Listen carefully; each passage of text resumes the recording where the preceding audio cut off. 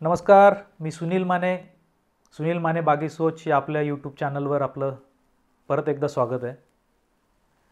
राज्य सरकारने मतदान, विधानसभा निवडणूक या सगळ्या गोष्टी लक्षात घेऊन आता खैरात करायचं धोरण स्वीकारलं आहे, हे आपल्या सगळ्यांना दिसतंच आहे। लाडकी बहीण या योजनेसाठी साधारण 46,000 कोटी रुपये आणि लाडका भाऊ म्हणून आता काल जाहीर केलेल्या योजनेसाठी 6,000 कोटी रुपये, म्हणजे सुमारे 52,000 कोटी रुपये राज्याच्या तिजोरीतून सरकार अप्रत्यक्षपणे मतं विकत घेण्यासाठी देणार आहे, असं माझं स्पष्ट मत आहे। हे एवढ्यासाठी की सरकारला आता लक्षात आलं आहे की आपलं सरकार पुन्हा एकदा येईल की नाही अशी शंका ज्यावेळेस त्यांना निर्माण होते त्यावेळेस फॅनेटिक होऊन, अतिशय अस्वस्थ होऊन ज्या योजना जाहीर करून लोकांना पैसे वाटून, अधिकृतरित्या पैसे वाटून मतं विकत घेण्याचा हा पायंडा पाडायला सुरुवात झालेली आहे। शिधापत्रिकाधारकांसाठी आनंदाचा शिधा म्हणून जी योजना जाहीर केली गेली आहे त्याच्यासाठीही 562 कोटी रुपये सरकारने तयार करून ठेवली आहे तरतूद त्याची। दिसतं असं आहे की वेगवेगळ्या योजना जाहीर करून त्याच्यासाठी राज्याच्या अर्थसंकल्पात आणि तिजोरीवर भर देऊन सरकार ह्या गोष्टी मतासाठी करणार आणि त्याचा प्रत्यक्ष आणि अप्रत्यक्ष प्रभाव सर्वसामान्य नागरिक, जे तुमचे आमच्यासारखे लोक कर भरतात, त्यांच्या दरडोई उत्पन्नावर, त्यांच्या एकूण जीवनमानावर, त्यांचं जे उत्पन्न राज्याचं कॉन्ट्रिब्युशन आहे त्या सगळ्यांवर करणार। लोकांना सुविधा दिल्या पाहिजेत याच्यात कुठलंही दुमत असायचं कुणाचंही कारण नाही, पण ज्यांना त्याची गरज आहे त्यांच्यापर्यंत ते पोचलं पाहिजे, हा नैसर्गिक न्याय आहे। आपण कोणालाही उठून सरसकट पैसे देण्याची सुरुवात जेव्हा करतो त्यावेळेस त्या संबंधित व्यक्तीची उद्योगशीलता, त्याचं काम करायची क्षमता आणि राज्याला त्याची जी काही गरज असते, धोरण म्हणून जर काय काम करायचं असतं ते सगळं आपण कोलॅप्स करतो। हे आता सध्याच्या राज्य सरकारला दुर्दैवाने कळत नाही आणि त्यातून पॅनिक होऊन त्यांनी अशा पद्धतीच्या योजना जाहीर केल्यात।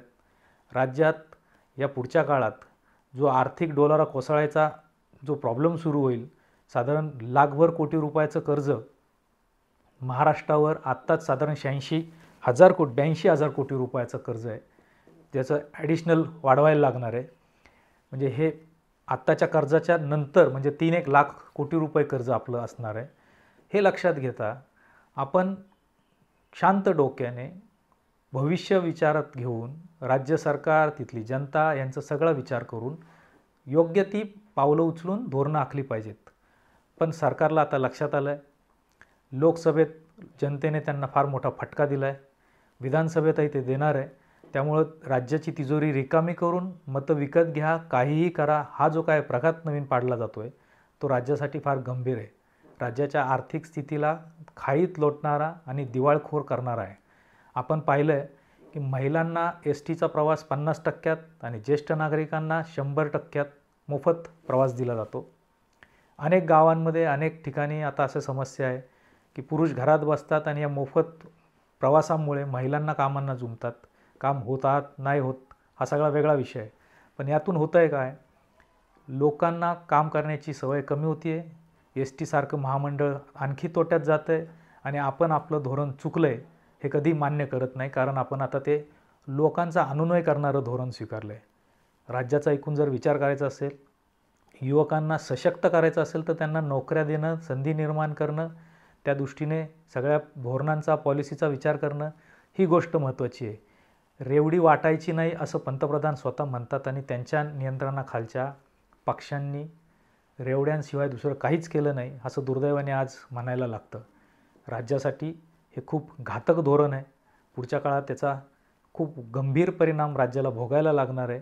राज्याची तिजोरी आत्ताच रिकामी झाली आहे, अनेक कॉन्ट्रॅक्टर पैसे मिळत नाहीत त्यांच्या कॉन्ट्रॅक्टचे म्हणून त्रासून गेलेत, अनेक प्रोजेक्ट बंद पडत आहेत, अनेक ठिकाणी सरकारचं जो कॉन्ट्रिब्युशन केंद्र सरकारबरोबर विविध प्रोजेक्ट्सला असतं ते कमी कमी होत चाललं आहे, अर्थसंकल्पात त्याची तरतूद करता येत नाही।